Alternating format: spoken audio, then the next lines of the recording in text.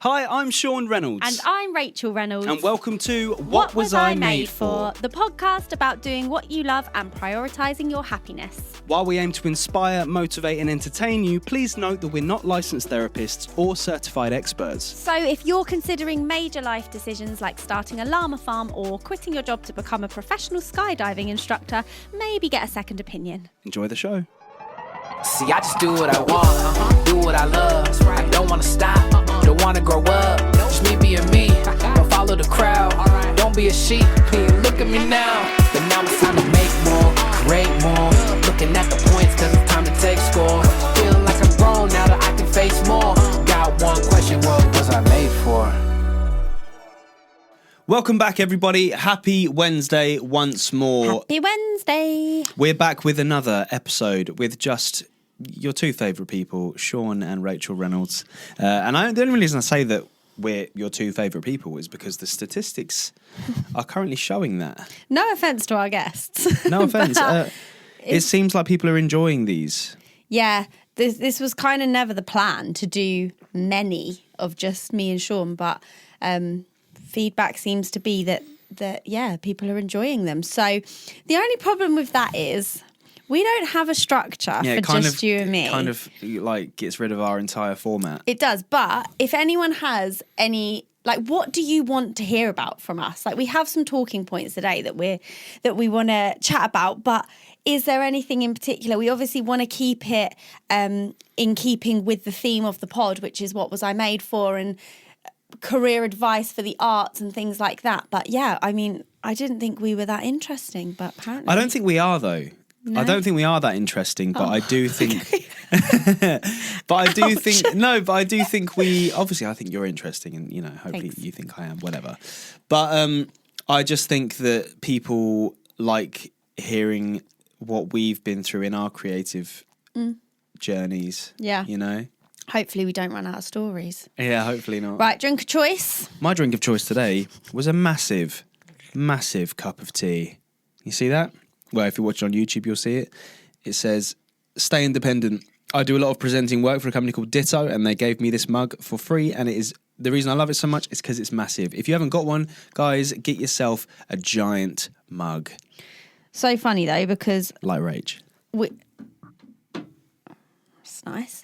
Earlier on the dog walk, we were like, "What? Right, we need a structure. What's our structure?" And we were like, "Do you know what? We can ask people what they want our structure to be. Let's just wing it today." And you said one thing we should do is still do our drink of choice. Yeah. And you were like, "But we need to make the drinks interesting. Like, we can't just have a cup of tea every time." Rach, I decided this 10 minutes ago. So You I can't was expect like, me to decide. What drink are you making? No, I wanted to have have fun drinks choices if we're going to do these episodes. Mine? Oh my God. Is a breakfast smoothie. Oh, and that's exciting, is it? No, right, I'm just saying it's your idea to be exciting. One cup of tea, one breakfast smoothie, done. Yeah. Oh, and also, what I will say, soon we are going to be releasing our own big mugs. I think they come in two sizes. Big mugs for big mugs. Two sizes, yeah. So there'll be like a normal size one and I think one this sort of size. Pint size. Pint of tea. You love a pint of tea, I don't love it. you? It just lasts longer. I like a smaller one. No, I like it because if I'm in here, it needs to last me. Yeah, that's true. But yeah, they'll be going on our website soon, but we'll put that on our socials when they drop. And they're really cool, actually. The way you've designed them, I really like it. Yeah. I think people will really like them. They'll make a good gift. Yeah. And then maybe that person you gift the mug to might give the pod a listen. Yeah, maybe, Rach. Okay, so I've written down a few talking points today. Lovely. First of all, and I haven't told you like what we were going to talk about because I wanted you to answer it authentically. Okay.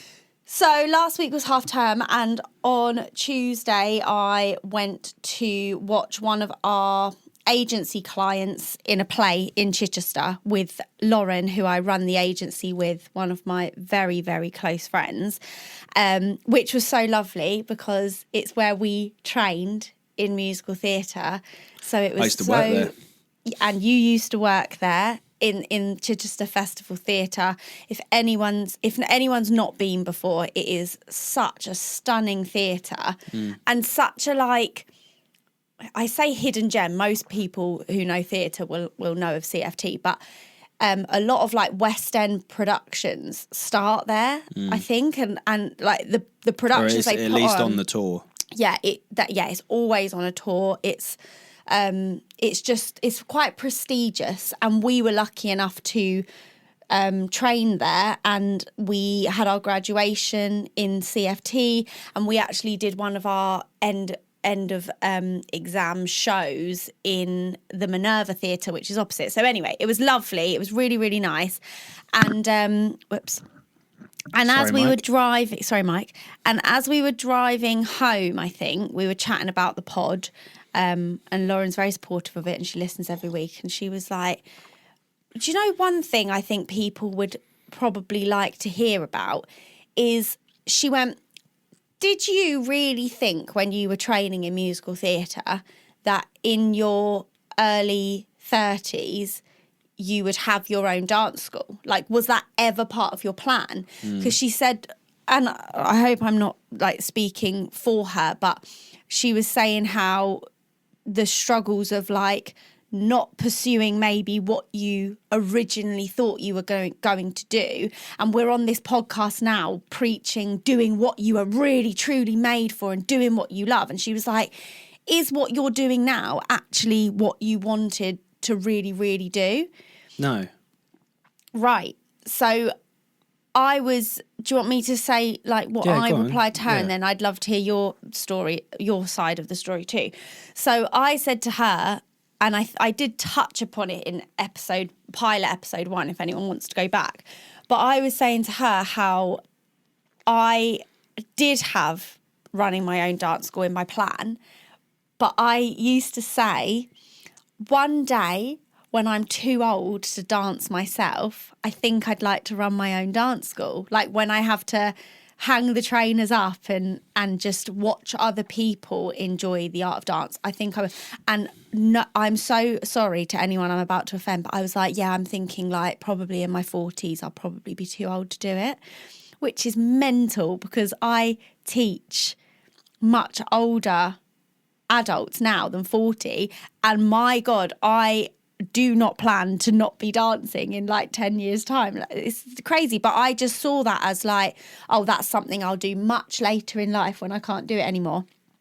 And she was asking me about like, when did I realise that maybe not performing myself wasn't going to be part of the plan anymore. So I was telling her a funny story about how when I came out of university, I was very much in a full sense of security of like, yeah, I'm gonna go make it now as a performer, like gonna be on the West End stage, gonna be on TV and film and all this and da da da. And I started auditioning. I remember sat in my parents' garden in the summer. I had the performer version of Spotlight, so any performer can go on Spotlight. I think you have to have professional training or a professional credit to get on there. It's been so long now since I had to do it, but you only get access to a certain percentage of breakdowns, whereas now as agents... How do they choose which breakdowns you get? I actually don't know, but as agents we get 100% of the listing, so we get absolutely everything from like your big TV shows to blockbuster movies to student films, like everything in between. Yeah. Whereas when I was on there as just a performer without an agent, I didn't get any of like the big stuff on there. It was all student films, a couple of like low budget adverts, which has just sparked a memory of the one professional job I did land. Is this the Sky advert? Rachel's in a Sky advert, everyone. Oh my God, this is actually such a funny story. I didn't plan to say this, but this is funny. So I was sat in my parents' garden and you'd get Spotlight up, right? What is that? What is... Can you hear that? What is happening? What is happening? Shaun, you're scaring Nala. It's a guitar. Resonating. Is that all right? We're not shouting. It's fine. Well, we weren't shouting until you started wooing all over the place. Sorry, I heard it Sorry, Nala, come on. resonating. Sorry, carry on. So I was sat in my parents' garden. I'm going through all of the breakdowns, and I'm literally applying to every single one. and not really getting anywhere. And then I got a direct message, I think, from this casting director who was like, we need, like, it was so many of us. I don't think it was as many as 100, but we need like, I don't know, 60, 70 dancers for a Sky advert featuring Kevin Bacon. Yeah. I remember this. It was for The Fallen. Was it called The Fallen or something? I don't know. It was quite a popular show. Yeah. They were like, we need dancers, but it's tomorrow. The shoot is tomorrow. This is the fee. I remember the fee at the time. I was like, yeah, absolutely. You want me to come and dance for a Sky It wasn't bad, advert? was it? It was quite a nice little chunk. It was a few £100, I'm sure, for a day's shoot. Yeah. And I was like, yeah, I'm in. I had a car at the time. It was just outside central London, I think, so it wasn't too crazy of a drive. And I was like, yes, I'm in. I applied and I said, yeah, I can be there tomorrow, no problem. Wake up at the crack of dawn, like, right, you know, you don't know who you're going to meet, you don't know who you're going to network with. Spent hours, like, getting ready, choosing a cool dance outfit, doing my hair. That is so funny that you did all of this. Yeah, did my hair and makeup, curled all of my hair, full face makeup. I was like, yeah, I'm ready. I turn up and the first person that I sort of signed in with was like, amazing, okay, if you just want to go through to wardrobe, that'd be great. I was like, oh my God, wardrobe. Oh my God, this is so exciting. Went through to this room and it was just rails and rails of just from Tesco, black, like grandma style, like jumpers with like the little zip right? I was like, a fleece. Yeah, a fleece. It's exactly what they were, fleeces. I was like, this is not glamorous. This is very weird. And I think black trackies, I can't really remember on the bottom. I think it was black trackies. So I like put this black fleecy outfit on and I'm thinking, what is going on here? Then they were like, excellent. If you could just go through to makeup. I'm like, okay, makeup, that's quite cool. Go through to makeup. It is just people with like vats of baby oil and black paint.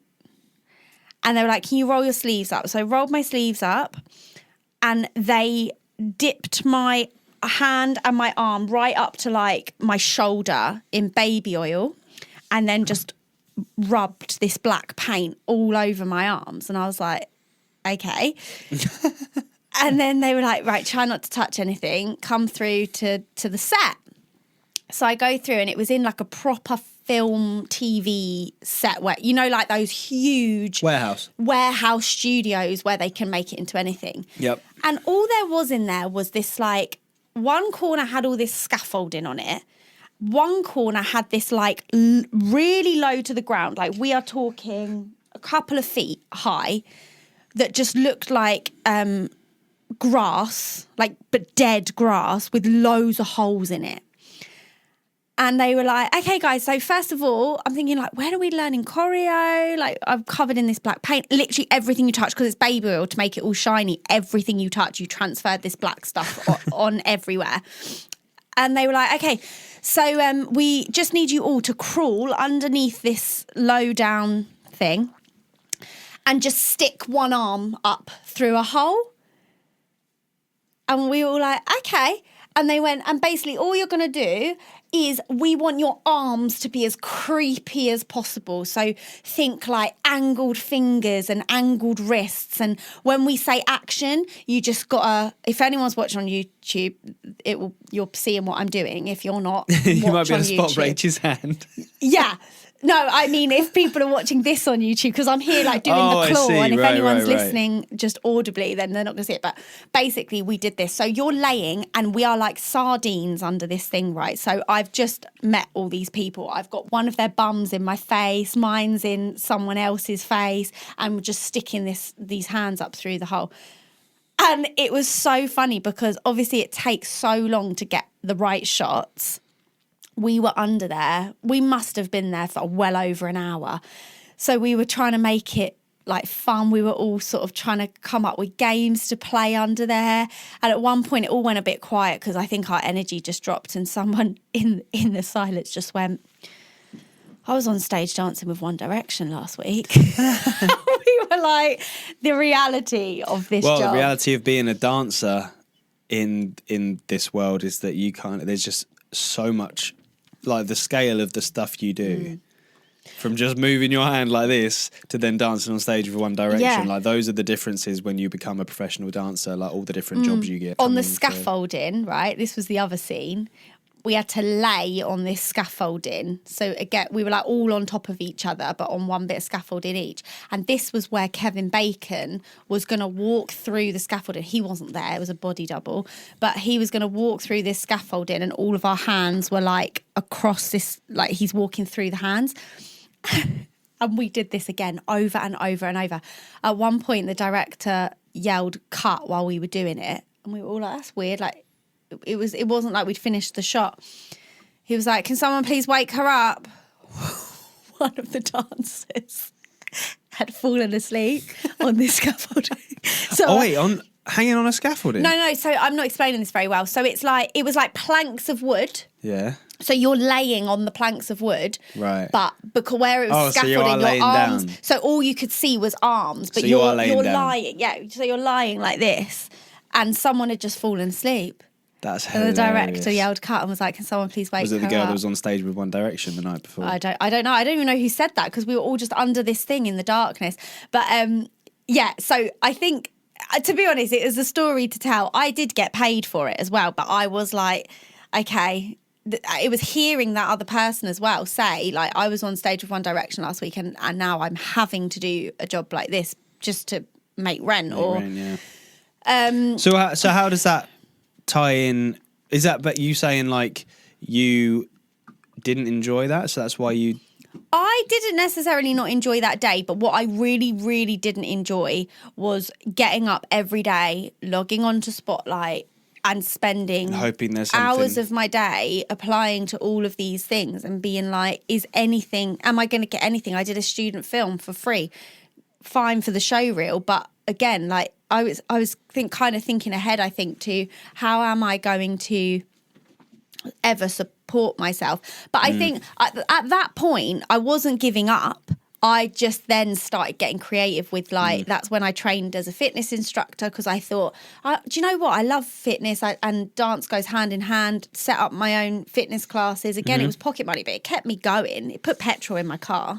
But, so I guess what Lauren's asking is, because we're saying to everybody, find what you were made for, like do what you love, all this.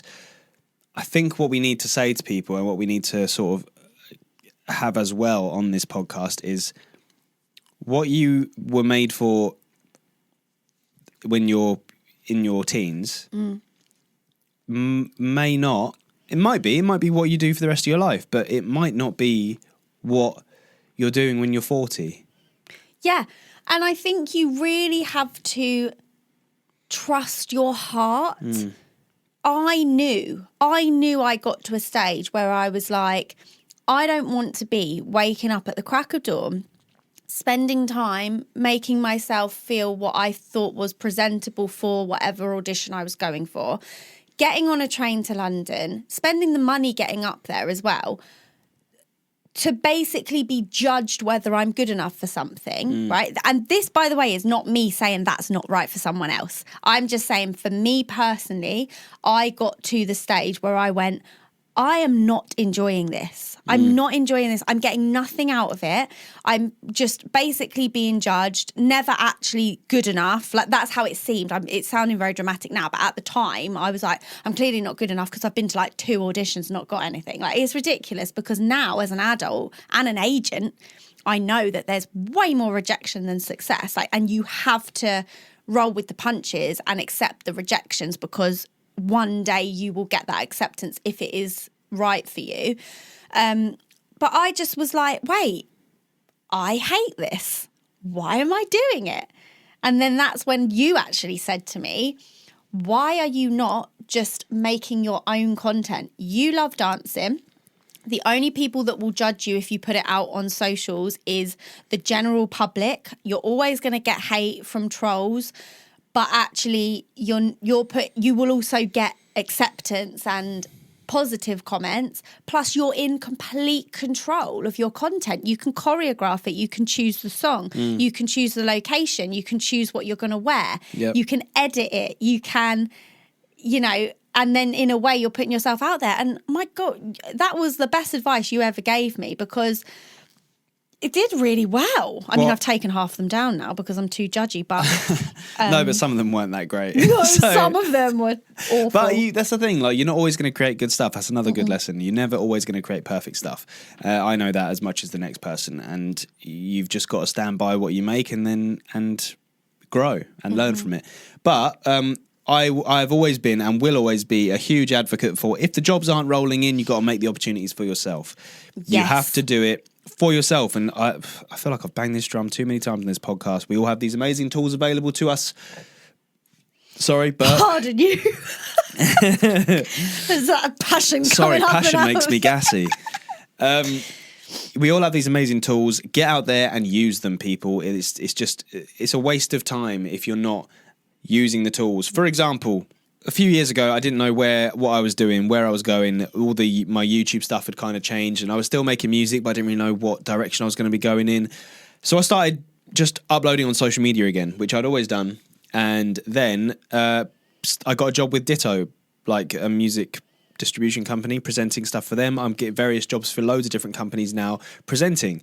And presenting has never been something that I was like my goal. Right, I never wanted to do that for a living. I never thought it would be something that I wanted to do. But content presenting online is something I really enjoy, and yeah, definitely not something that was originally the plan. So adapting and just making opportunities for yourself is the biggest thing I think I can say to people. So to put her question to you, I think, in a nutshell, because this was sort of like just a long chat between friends, but in a nutshell, I think what she was trying to say is if you think about what the ultimate dream was for you, right? Yeah. Whatever. I'm not talking like young, like sort of as an adult. If you could have literally any job in the world, is it what you're doing now? Like really, like honestly.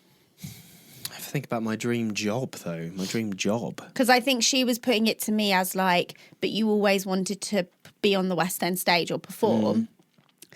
And how do you actually deal with the fact now that you're not doing that? You're doing something else you love, but you're not doing the thing that you really, really wanted to do.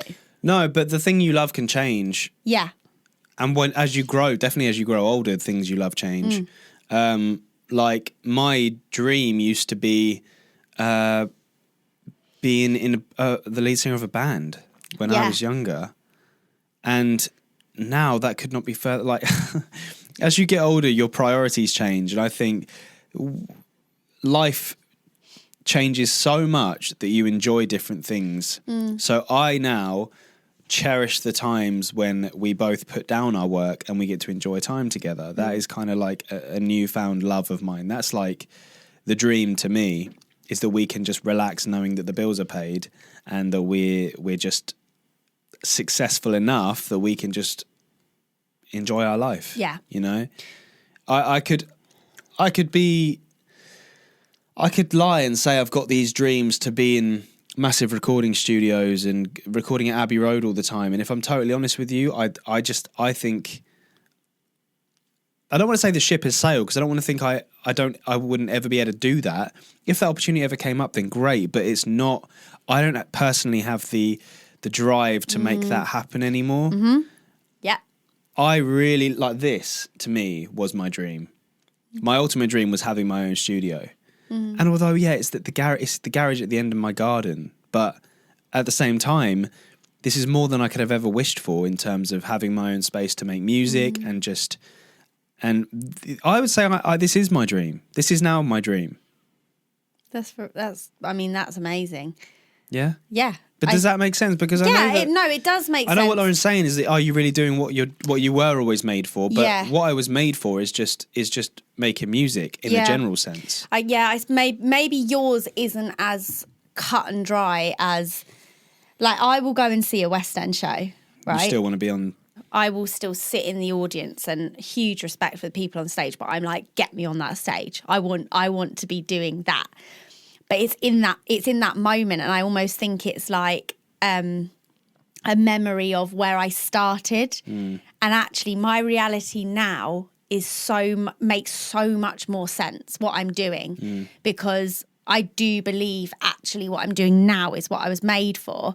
But it's just that little like, if I could live a day in the life, I would still choose to like go out on that stage.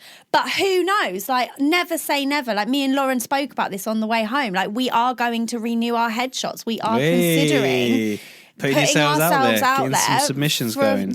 For a few jobs that come in that do make sense for us. Well, then here you go. Here's what we do. As at the beginning of this podcast, we said about structure for these episodes and how we're going to potentially make it more of a structured thing when it's just me and you. So how about then, as we've just kind of proved that what you were made for can change. It's fluid. It's like, it can change week to week. So why don't we say in these episodes, at the end of each episode, we'll say what we feel like we were made for this week. That week, yeah. I think ultimately what came from it, which I think is good advice for people navigating this industry, is a little bit of both of our advice. First of all, make opportunities for yourself. Yep. Do not sit around waiting for the phone to ring. No, Davina McCall actually said something about that recently. What was she on? Was it another podcast she was on? She said something, basically that she got a job recently for a TV show, and she literally had emailed someone high up at either one of the big channels and said, I've got an idea for a TV show. Do you remember this? Yeah, I do. I can't remember what it was on. Here's the idea. I want to present it. Yeah. And like she's actively making the opportunities for herself, giving them the ideas, and also saying, and I'm also perfect for this job. You know? Yeah. So I think emails are actually such an overlooked tool. Yeah. Just make it happen. Yeah, absolutely. And actually this kind of this does lead me on to something else that I wrote down that I wanted to talk about, but I hope you don't roll your eyes. Here we go for Reynolds Rants. Reynolds Rants, right? Just because we're talking about making opportunities for yourself, putting content out there if you have a talent that you want to showcase, because you never know who's watching and it only takes the right person to watch it, could open so many doors for you. So if you are one of the people tearing others down for their content they're putting out there, whether that is a comment, whether that is chatting about them with other people, and you know that they're going to eventually hear those comments, shame on you.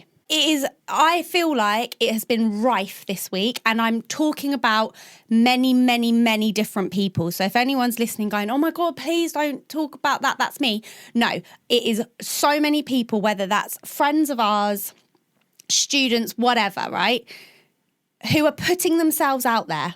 And I'm so proud of everyone that does that. And then there's others who are trying to tear them down. And it is really getting to me that people are projecting their own insecurities and jealousy onto others for stepping out of their comfort zone and sharing their talent. And for what as well? I don't know. Because the people who are being brave to put themselves out there are the people who are going to make it. If they can get past these. If they can get past the trolls and the bullies and the people who are just pointlessly, like I said, projecting their stupid opinions, which are just untrue. So anybody listening to this, whether you work in an office with other adults, whether you are at school age and you are going to school every day and seeing people going through their struggles, whether you are a parent, whoever you are, everybody today could make someone else's day. And it can be as simple as, Shaun, you look really nice today, by the way. Oh, or thanks, Rach. Go one step further, and if you know someone that's put some content out there and shared their talent, leave a positive comment or say to them, that was amazing, by the way. That TikTok you shared was wicked. You could make someone's day, or you could make the decision to tear somebody down and ruin their day. And I tell you what, there's a hell of a lot more effort in one of those, and the more effort is tearing somebody down. It's so much simpler just to be kind. And it's really doing my head in. And I just wanted to have a little bit of rant because I feel like I'm not seeing the kindness in all areas of life. Well, to second that, what I will say is, who do you want to be known as? Who do you want to be known as? And don't get me wrong, as kids, we all say things, like when we're at school, you do say things to other people that are not necessarily very nice. Yeah, of course, yeah. Because kids are kids. Yeah. But there are decisions that can be made that will dramatically change people's opinion of you going forward, your reputation, and just make you feel good about yourself. That's one thing that's overlooked, is that by saying nice things to people actually makes yourself feel pretty great. So you can use it if you want to be selfish with it, be selfish with it. Say nice things to other people to make yourself feel good, because it really does work.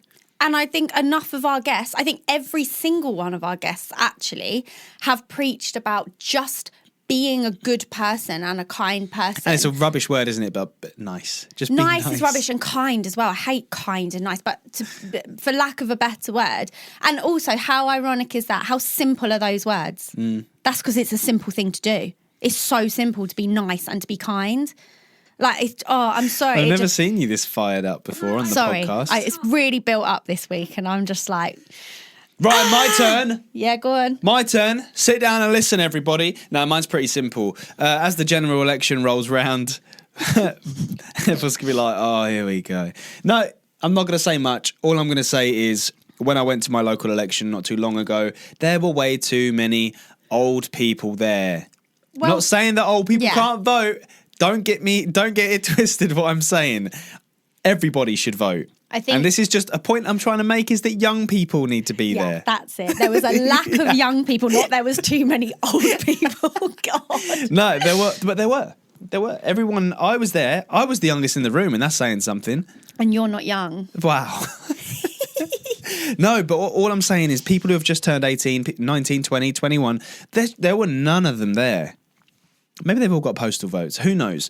But all I would just say is it's your future you are trying to protect here, or at least have control over. So all you have in this country to make any slight difference is your vote. So please use it. I know if young people haven't just switched off from that, but I know if they have stayed listening, what they'll ask. But how do I know who to vote for? Look it up. Everybody has put their... I know everyone's going to say, like, yeah, but the things they promise and all this stuff doesn't actually always happen. And that's fine. But all we can go on is the most educated decision we can do. We can only go by what is said, what is announced. We can only go by what is written in the media and what we can kind of see for ourselves. And I'm never going to tell people who to vote for. Everyone has to make their own decision at the end of the day. It's not something that you should ever tell anybody else to do. People have to make their own decisions for themselves. Just take 10 minutes of your time, go online and read like the big policies for the parties, and just see who is focusing their energy on things you connect with most. Yeah, that's the basics if you're of in it. The arts. Yeah, that's the basics of it. Is just find the party that connects with your belief system and what you believe is important in life, and go with them. Preach. But don't waste it. Don't just not vote. Please, young people, you need to vote. Moving on. Funny stories from this week. You know the one I'm talking about? Yeah. I had a really interesting run-in with the yodel lady that came to the door the other day. So we're having a lot of deliveries at the moment because Rach is gearing up for the summer show. So we've got Royal Mail, Yodel, DPD, I've everybody. bonded with the Royal Mail man. Oh yeah, Nala's costume. best friend is the DPD driver, Steve. But they are at our house daily delivering costumes and props and God knows what for the show. And then the Yodel lady turned up, who, we don't, Yodel actually aren't that frequent. We don't get Yodel very often. No, so she turned up and I've met her before. And I was like, hello there. And she went, hello. And she said, I'll be back tomorrow with your food box. And I went, oh yeah? What food box is that? And she went, your HelloFresh box. And I went, oh, that's fine. We don't get HelloFresh. And she said, yeah, you do. And I looked at her. I hope you're all watching on YouTube because it's the I looked at her like this and I said, no, I don't. She said, yeah, you do. And so I looked straight back and I said, no, I really don't. And she said, I deliver it every Sunday. I look in the house and I'm like, Rach, do we get HelloFresh? Are you cooking HelloFresh meals without me? And Rach is looking really confused at me. So I turned back to her and I was like, look, we don't get HelloFresh. We haven't ever had HelloFresh in this house, I don't She think. would not drop it. She then again said, yeah, you do. This is on the ring cam. Oh, we can't share it because that's No, you can't showing share her someone's face. but But then I had to, basically she wasn't backing down. I know I don't get HelloFresh. We haven't had a HelloFresh since we lived at the flat years ago. Yeah. So I had to say to her, oh, well, I'll look forward to that then. And she just went, yeah. And off she went. And it's been and gone Sunday. Sunday came and went. I was waiting all day for my HelloFresh box. Never turned up.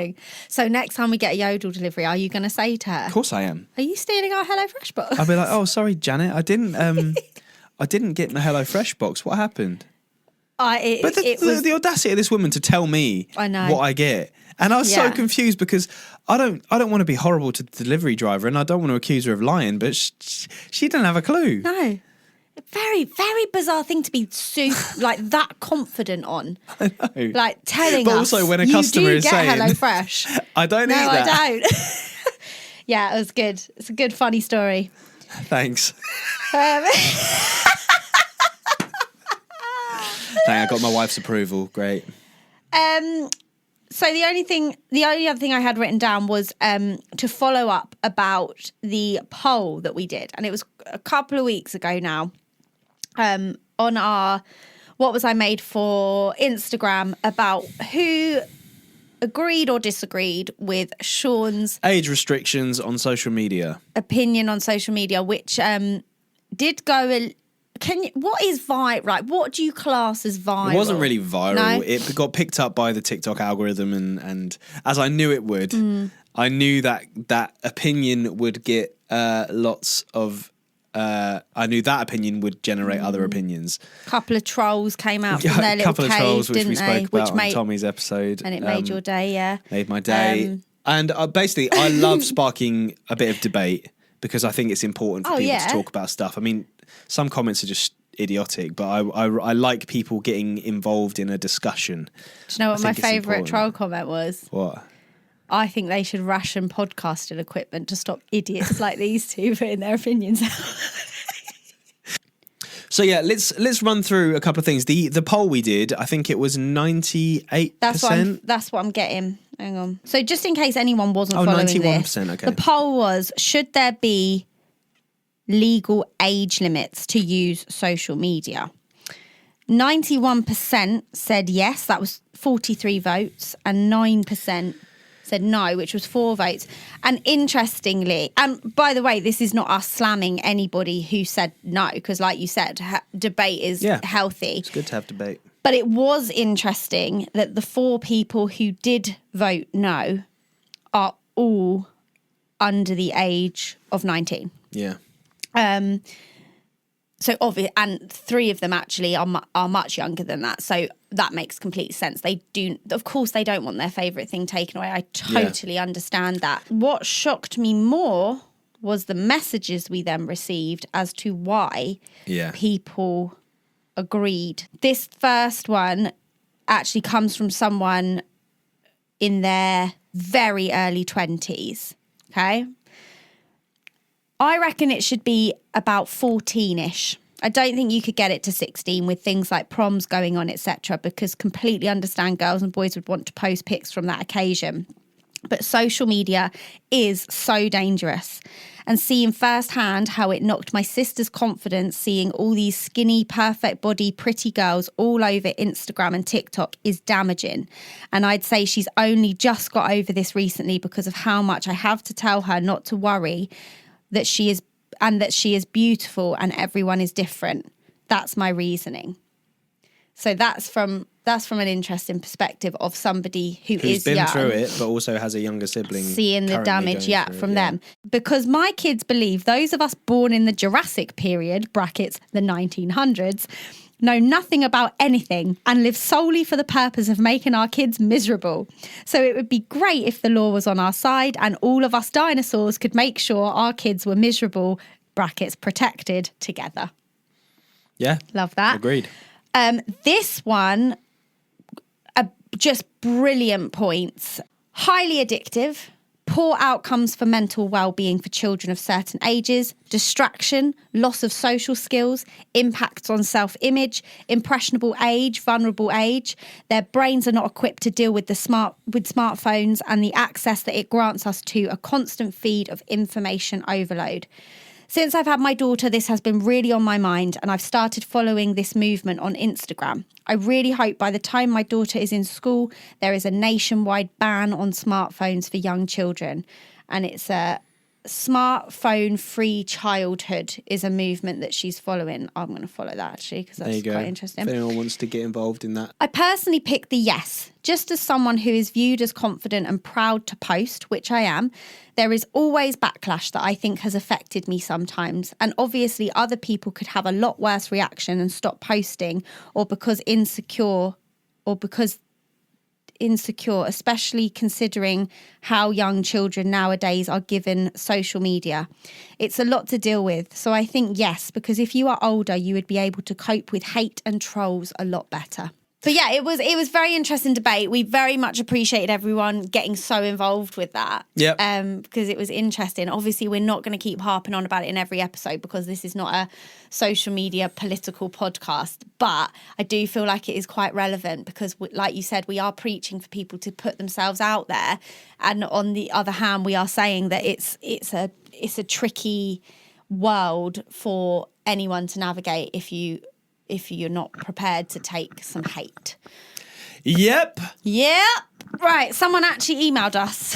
Oh, good. Which is good because when we were doing the outro the other day and obviously it is like loosely scripted and I was like, and send us an email. As soon as I said it, I was like, who is sending us emails? Like We've had a couple of emails, Rachel. But someone actually has. This is from lovely Sandra. She says, "Hi Rachel and Shaun, loving the show. I really want to know what the one standout moment of your professional careers are and has become one of your greatest memories, i.e. a show you did, someone you worked with, etc." Sandra. I mean, there was this one time where I was in a Sky advert.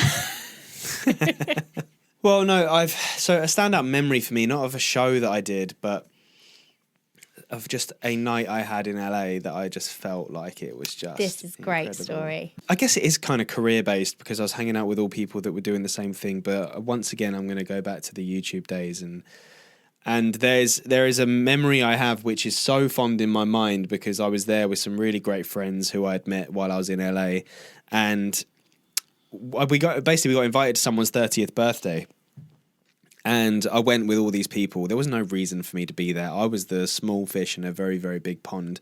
But I was lucky enough to be included with this group of people. So we went to this house, and it turns out it was Frank Sinatra's old house in Beverly Hills. So we went to this party and got given the tour around, and we went into Frank's old bedroom, one of his many bedrooms. There were loads in there. It was the strangest house, massive house, and the pool, and had a swing in one of the rooms. And don't tell anyone, but me and my buddies Nick and Adele, we jumped on Frank Sinatra's bed with our shoes off. Well done, respectful. But we had a very nice party in Frank Sinatra's old house. And I don't see those boys very much anymore because they've all dispersed back to their native states. They live in Colorado, I believe, and some of the boys have gone to Nashville. So I don't see any of those guys anymore. But what a fond memory I have of the YouTube days and partying in Frank Sinatra's old house. It was it's a very special memory. That's great. And Prez never got to come, and he's always said he's so gutted about that. I bet he is. Yeah. What a story. Yeah. Well, one thing comes to to mind, but it's not like a big, oh my God, you worked with who? Or I feel like the small things for me are what stick in my mind. I think I'm quite, it's the things that like get me here, like right in the heart that make that I go, that was the most special thing. And for me, the first one that came to mind was a couple of years ago in our summer show that we do at the school. Lucy, who is now one of my full-time teachers, but who I also used to teach when she was very, very tiny, and she's come through the school before mine and now through my school and now teaching. We filmed a video together years and years ago, and it was actually Sam Lane's choreography because it was when she had the school before me. Mm-hmm. And I can't even remember whose idea it was, but we decided to film just me and Lucy doing this routine to Thinking Out Loud. She was what, 9 years old? Yeah, she was about 9. And then I think it was about 4 or 5 years later where she was, that's right, like 13, 14. She was like, I think it was her idea, but we filmed it again because we thought, oh, that's quite nice because she'd grown up so much. I obviously hadn't changed at all, but she'd grown up, and we refilmed it. And it was just really lovely, and we put it on YouTube, and that was that. And then 2 years ago, I think it was her dad who was like, you should do it on stage as like the final piece of the puzzle. At the time she was an intern with me, so she was doing a little bit of teaching, a little bit of helping, and I was like, oh my God, I've not been that centre of attention on a stage for a very, very long time. It's just going to be you and me. Like 50% of the audience at all times are going to be watching me. That's really nerve-wracking. But I was like, I will do it for her because that's lovely. What a lovely final piece of the puzzle.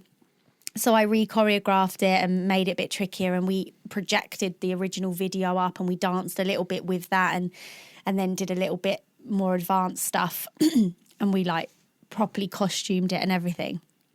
And then we decided to bring a younger dancer in as well to sort of finish the story. So it was like full circle of handing. And now Lucy does one-to-ones with her. Lucy now does one-to-one with that student. And it was just a really lovely way to finish the puzzle. But for me, the moment was we played a bit of the video before me and Lucy came out on stage. So I was one side of the stage and she was the other in the wings, and we could see each other and we could also see the projection. And for both nights, it was just such a special moment, just looking across at this girl who I now consider a good friend, but had been a student of mine, is now a teacher of mine. And I was just looking at her like, I'm about to go out, and it literally gives me goosebumps. Dance in front of 600 people. Dance in front of 600 people, just you and me, finishing this beautiful story of like full circle, how she's come full circle. And then, towards the end, this little girl runs out with us. And it was just, I remember saying to her, I came off stage and I was like, gave her a big hug and was just like, career highlight. Just finishing that story was so special. The whole thing's on YouTube now if anyone wants to go and watch it. Go watch. Yeah.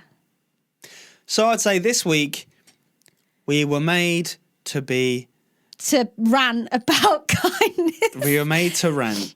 I think this week we were made to hopefully, even if one person listening goes, to be fair, I did say this, I'm going to put it right. I feel like this week we were made to try and make a difference, to make people think about how they turn up each day and how they interact with people and how they impact on other people's lives. Nice. We all have a role to play in this world. Make yours a positive one. And that is it for this week's episode. We'll be back again next Wednesday for another one. Don't forget to like, follow, subscribe, all that good stuff on our social media platforms. At whatwasimadeforpod. Don't forget to send us an email to whatwasimadeforpod@gmail.com. We will see you again next Wednesday, as always, at 5 a.m. if you want to get specific, as we once again try to answer the question, What was I made for? Bye. Peace and love to your friends and family on this fine, fine day. What Was I Made For is a Reynolds Studios production.